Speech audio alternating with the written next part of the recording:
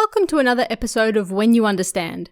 To kick things off, here are the answers for last week's twists. Did you figure them out? If you didn't watch last week's episode or you don't particularly care for the answers, then feel free to skip ahead to this week's story. I've added chapter breaks to the video. But before then, let's check the answers.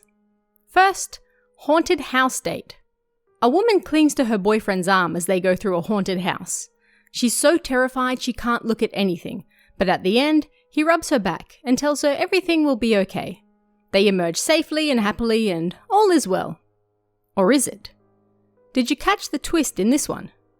The girlfriend mentions several times that she was clinging to her boyfriend's arm, and make sure to point this out clearly, even at the end, when she says that she let go of him and her hand was still imprinted on his arm.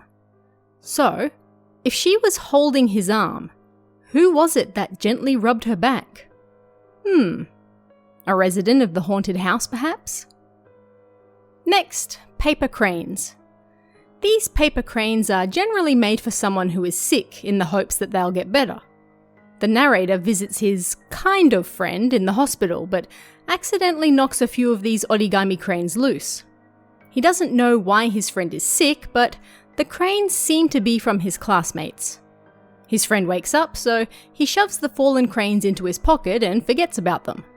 When he gets home and opens them up, he sees the word die written on the other side. Did you catch this one? The narrator doesn't know why his friend was in the hospital to begin with, and the cranes were from his friend's classmates. Each of these had die written on the inside. Why was he hospitalized? Well, it probably had something to do with his classmates who don't seem to like him a whole lot. So how did you fare with these ones? Did you manage to guess both answers? Let me know how you did in the comments below. And now, without further ado, let's head into this week's first story. This one's called I Know Your Age. I was on the Limited Express train roughly 10 minutes before midnight. Before long, a lone man got on the train. As the doors closed behind him, he suddenly turned to look at the faces of the passengers on board. "I'm sorry, but you're 28 years old, aren't you?" the man said to me.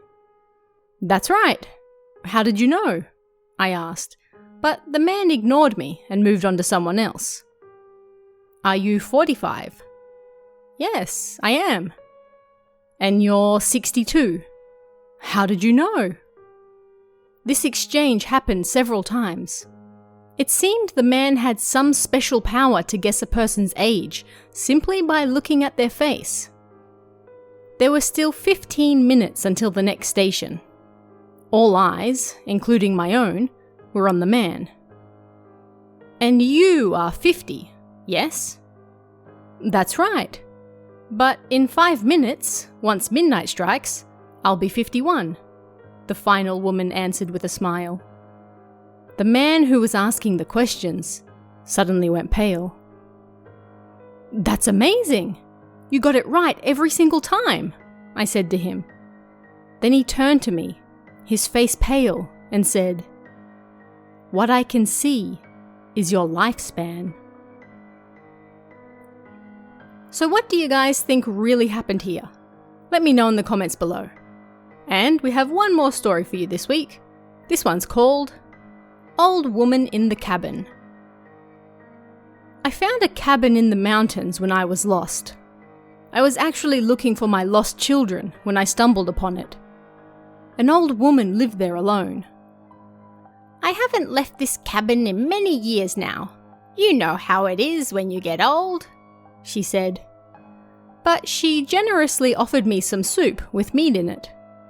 My hand stopped just before it reached my mouth. I took my knife out and stabbed her. It soon became clear I'd made the right decision. So, what do you think really happened in each of this week's stories? Leave your answers in the comments below, and then tune in again next week to find out. Until then, stay safe guys, and I'll see you again next time.